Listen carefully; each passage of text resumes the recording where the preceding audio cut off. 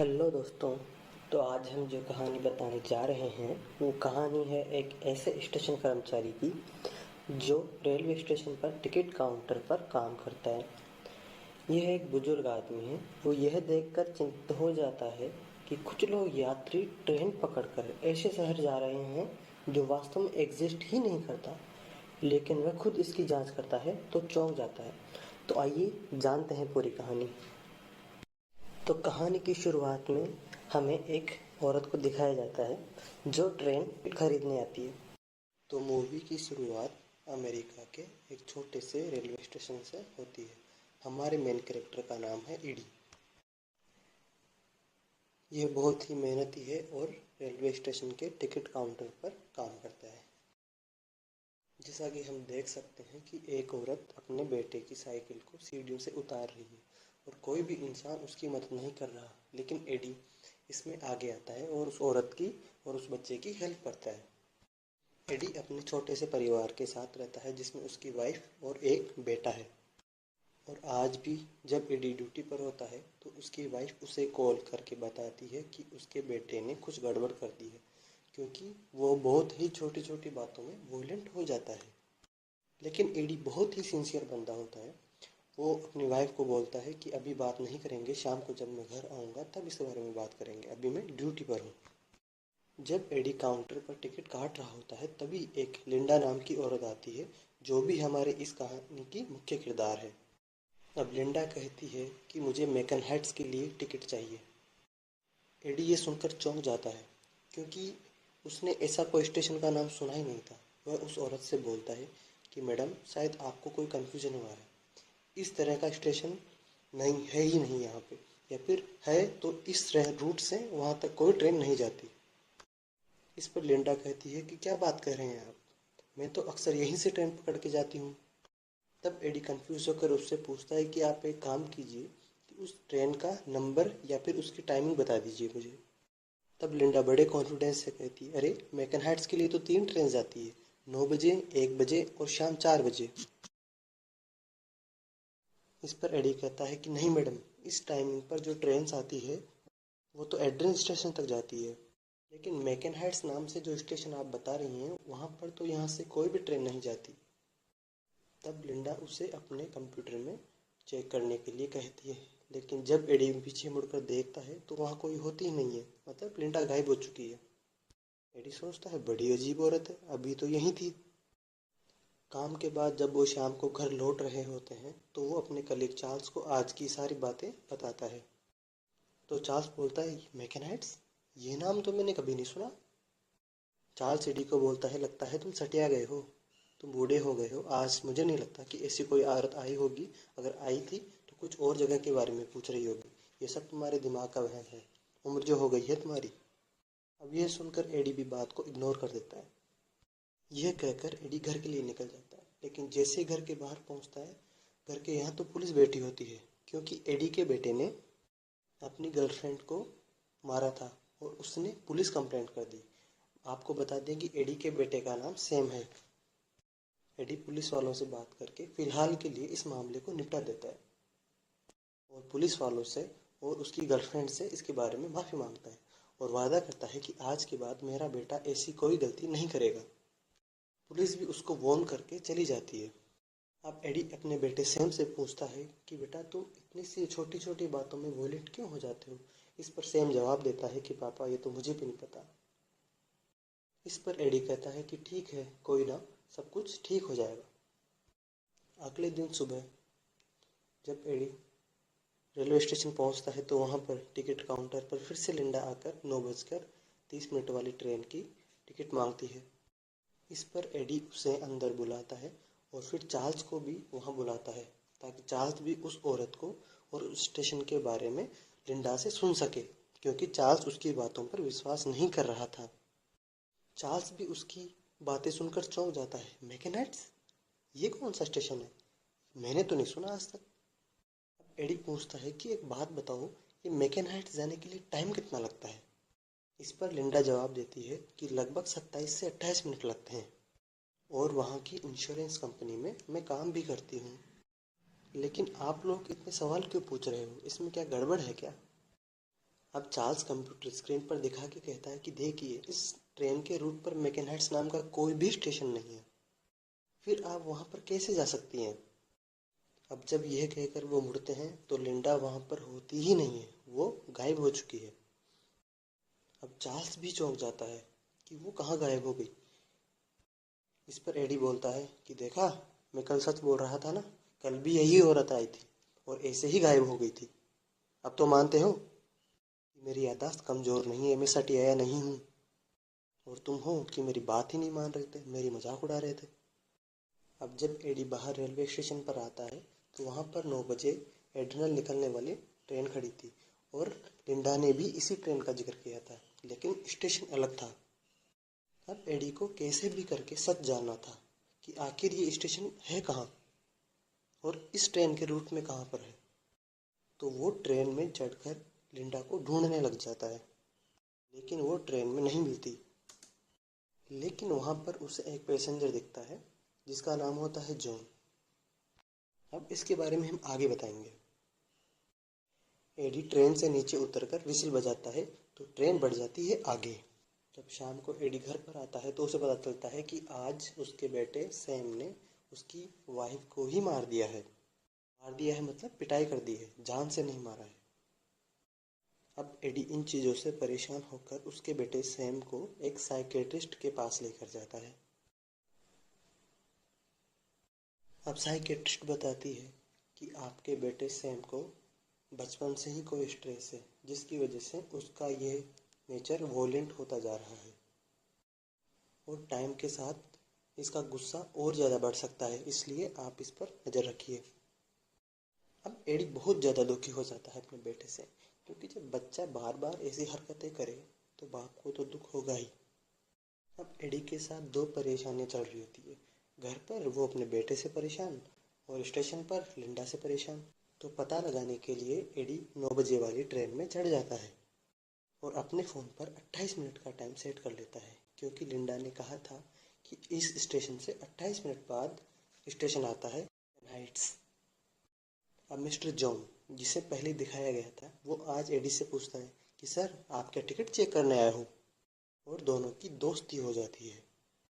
जब वो बाहर खिड़की से देख रहा होता है तो उसे लिंडा दिखती है। एडी फिर परेशान हो जाता है कि ये औरत है कौन और ये बार बार मुझे नज़र क्यों आ रही है। तभी एडी को खिड़की से बाहर एक सीटी जैसा कुछ दिखाई देता है।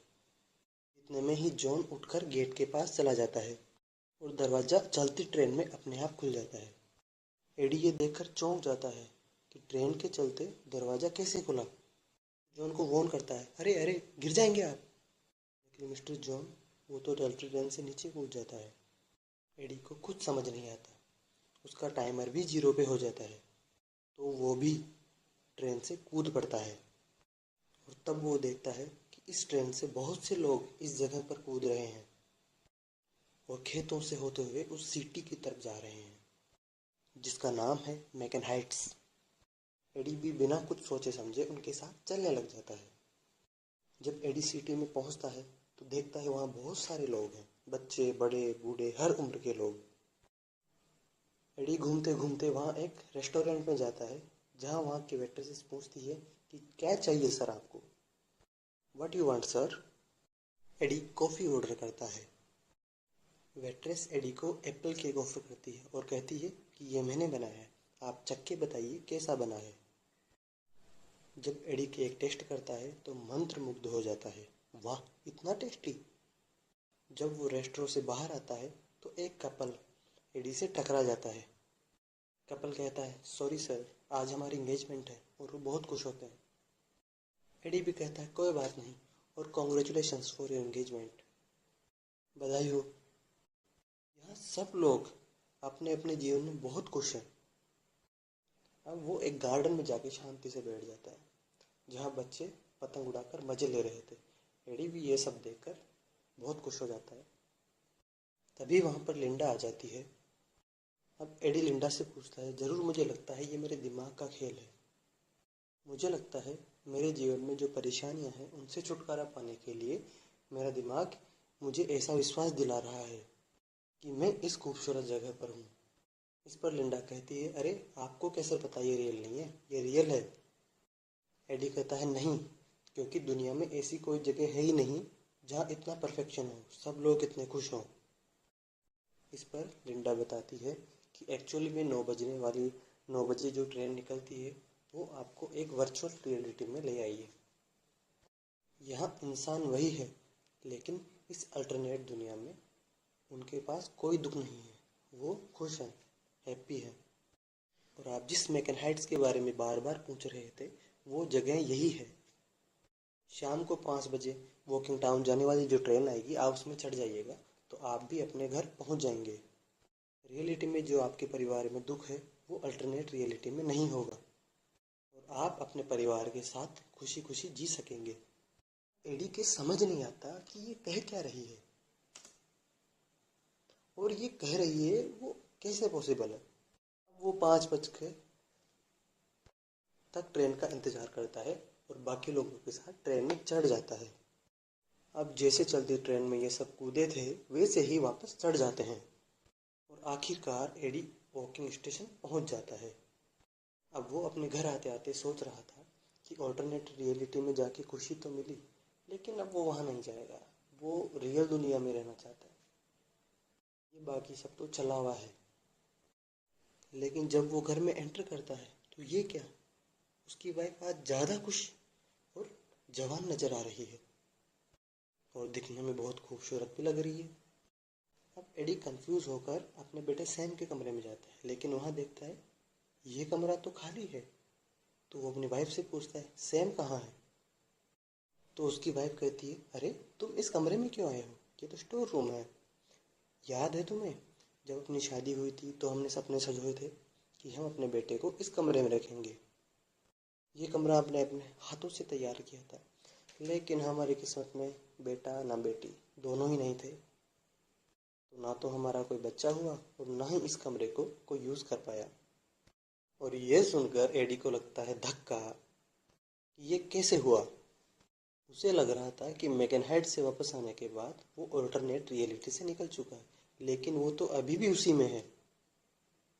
उसी अल्टरनेट रियलिटी में वो वॉकिंग टाउन में रह रहा है और इस अल्टरनेटेड रियलिटी में उसका कोई बेटा नहीं है जो उसे परेशान करे और उसकी वाइफ भी बहुत खुश दिखाई दे रही है। खैर जो हो गया वो हो गया। अब ये सब सोचकर वो सो जाता है और अगले दिन अपने काम पर जाता है। वहाँ वो फिर उसी औरत की मदद करता है जिसकी वो रोज़ किया करता था, यानी कि उसके बच्चे की साइकिल सीढ़ियों से उतारने में उसकी सहायता करता है।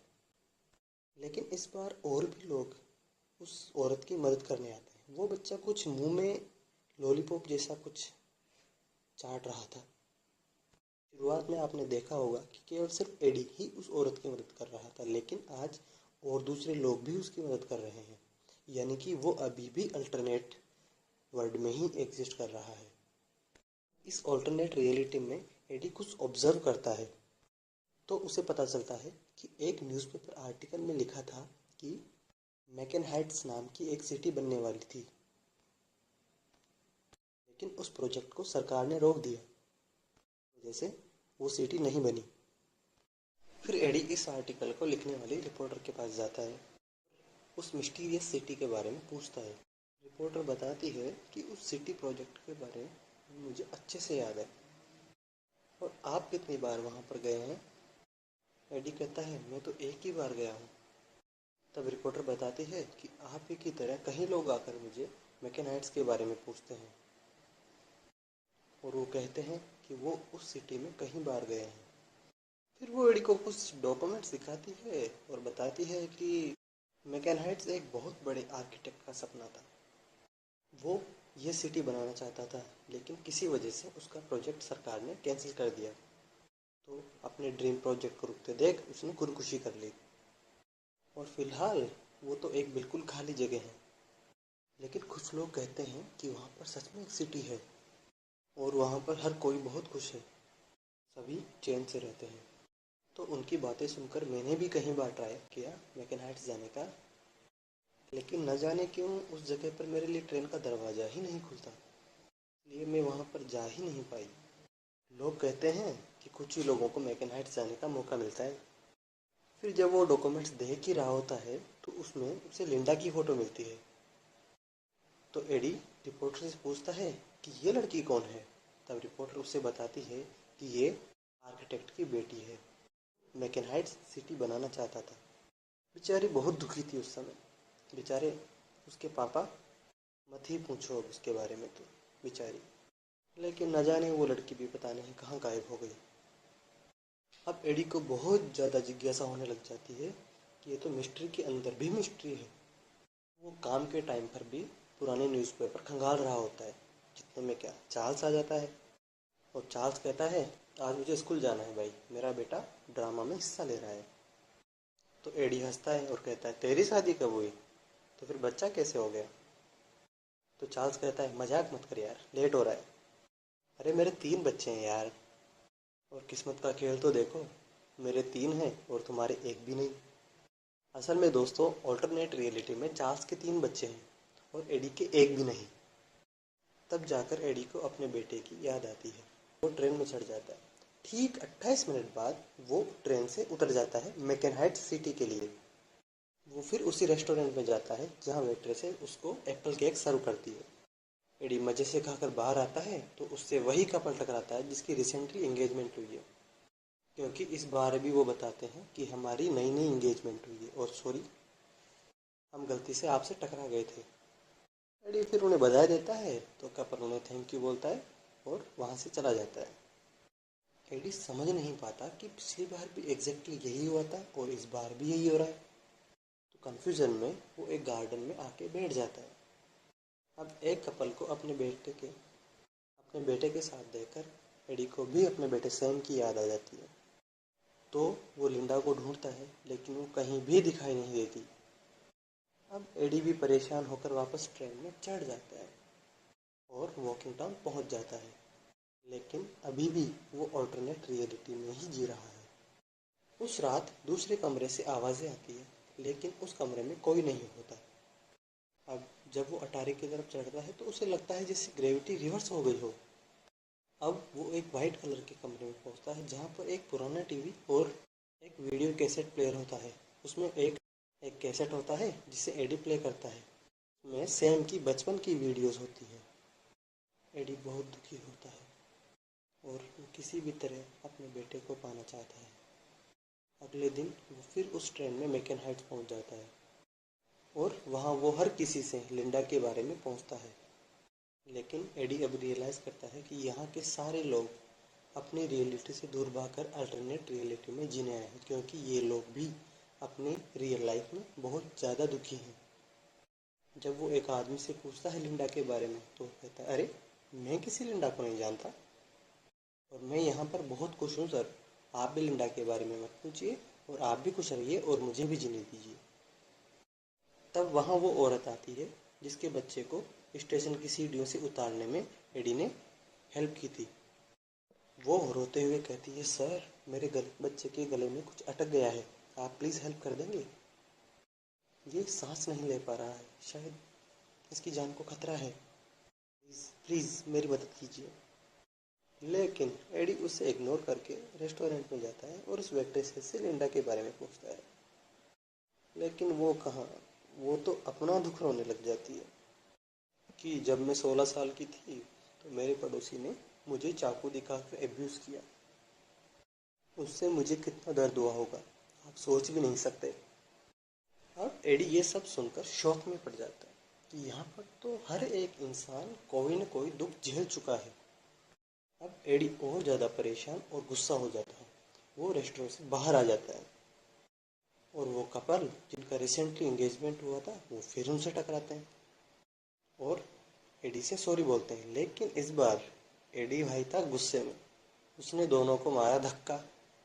लेकिन फिर भी वो उठकर एडी को थैंक यू बोलते हैं और वहाँ से चले जाते हैं।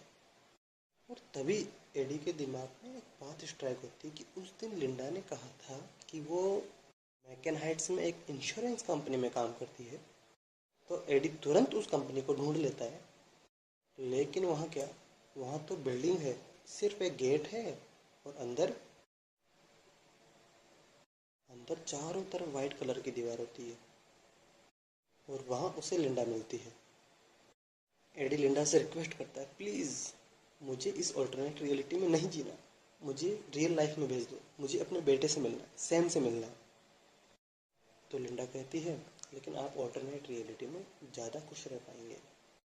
एडी परेशान होकर कहता है आपको समझ नहीं आता, मैं बोल रहा हूँ मुझे अपने बेटे से मिलना है, मुझे रियल लाइफ में वापस भेज दीजिए। इस बात पर लिंडा कोई जवाब नहीं देती और चुपचाप चली जाती है और एक दीवार में घुस जाती है। अब एडी को भी समझ नहीं आता ये कैसी औरत है यार, वो जवाब ही नहीं देती। अब एडी उस इंश्योरेंस कंपनी से बाहर आ जाता है और तब वहाँ उसे फिर लिंडा मिलती है और वहाँ पर लिंडा उसे बताती है कि असल में इस मैकन हाइट सिटी को उसके पिता बनाना चाहते थे लेकिन नहीं बना पाए और उसी दुख में वो मर गए। तो उसी दुख को भुलाने के लिए लिंडा ने एक ऐसी सिटी बनाई जहाँ वो लोग अक्सर रह सकें जो अपने जीवन से दुखी हैं या असली दुनिया के दुख और दर्द से परेशान हैं। लेकिन यहाँ पर सिर्फ उन इंसानों को आने का मौका दिया जाता है जो अपनी असल ज़िंदगी से दुखी है, यानी कि जो लोग अपनी रियल लाइफ में खुश हैं वो मैकन हाइट्स नहीं आ सकते। जीवन से दुखी लोग जब ट्रेन में चढ़ते हैं तो मैकन हाइट्स आते हैं और शाम को वापस अपने घर लौट जाते हैं। उनकी लाइफ में पहले वाले जो दुख दर्द थे वो थोड़े कम हो जाते हैं और वो ऑल्टरनेट रियलिटी में खुश रहने लग जाते हैं। असल में वो औरत जिसके बच्चे के गले में कुछ फंस गया था, मुझे लगता है उसके बच्चे की डेथ हो चुकी है और इसी वजह से वो दुखी है और वो अल्टरनेट रियलिटी में आती है। अब ये सब कुछ एडी को एक्सप्लेन करके लिंडा कहती है कि आपकी लाइफ में बहुत दुख था, आपका बेटा आपको बहुत परेशान करता था, इसी वजह से ट्रेन का दरवाज़ा आपके लिए मैकन हाइट्स में खुला। अगर आप इस ऑल्टरनेट रियलिटी में रहोगे तो आपकी लाइफ आसान हो जाएगी और खुशी खुशी आपके बचे हुए दिन बीत जाएंगे, कट जाएंगे। लेकिन लिंडा लाख समझा रहे, एडी गुस्से में कहता है मुझे वापस रियल लाइफ में जाना है, मुझे नहीं रहना यहाँ पे, मुझे अपने बेटे से मिलना है, अपनी वाइफ से मिलना है। लिंडा कहती है कि अगर आप रियलिटी में गए तो आपके बेटे की वजह से आप बहुत बड़ी प्रॉब्लम में फंस जाएंगे, उस खतरनाक सच को आप फेस नहीं कर पाएंगे। और अगर आप चाहें तो अल्टरनेट रियलिटी में एक बच्चे को गोद ले सकते हैं जो आपकी हर बात मानेगा। लेकिन एडी उसकी किसी भी बात पर नहीं होता और जिद करता है कि मुझे अपनी असली रियलिटी में जाना है तो जाना है, बस और कुछ नहीं।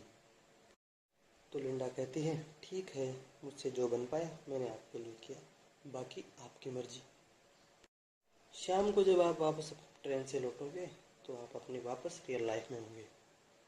अब एडी शाम को 5 बजे वाली ट्रेन का वेट कर रहा था, तभी उसे वहाँ पर जॉन मिलता है। जॉन कहता है आप वास्तव में हिम्मत वाले हैं जो अपनी असली रियलिटी को फेस करने के लिए तैयार है। मैं भी अपनी रियलिटी में जाना चाहता हूँ लेकिन जा नहीं पाऊँगा क्योंकि मेरी रियलिटी ऐसी है कि मैं क्या बताऊँ। पर एडी चौंक जाता है और पूछता है अरे ऐसा क्या हुआ है आपकी रियलिटी में। तब जॉन बताता है कि मैंने छोटे छोटे बच्चों को अब्यूज़ किया है।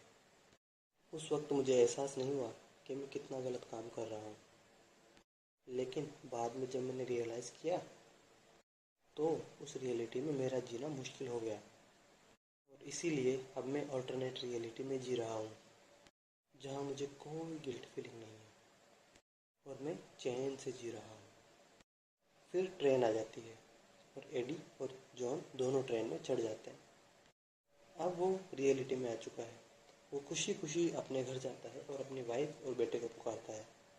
तो उसका बेटा सैम दरवाज़ा खोलता है और मूवी यहीं ख़त्म हो जाती है। लेकिन क्या आपने नोटिस किया कि पहले दरवाज़ा इसकी वाइफ खोलती थी हमेशा, लेकिन इस बार इसका बेटा, अब जब ये अंदर आया तो इसने अपनी वाइफ को पुकारा लेकिन कोई जवाब नहीं आया। इसका मतलब है कि शायद इसके बेटे ने इसकी वाइफ को नुकसान पहुंचाया या शायद मर्डर भी कर दिया हो, क्योंकि लिंडा ने भी कहा था कि आप रियल लाइफ में रियलिटी को फेस नहीं कर पाएंगे। तो वो शायद यही बताना चाह रही थी कि आपकी वाइफ की डेथ हो चुकी है या मर्डर हो चुका है।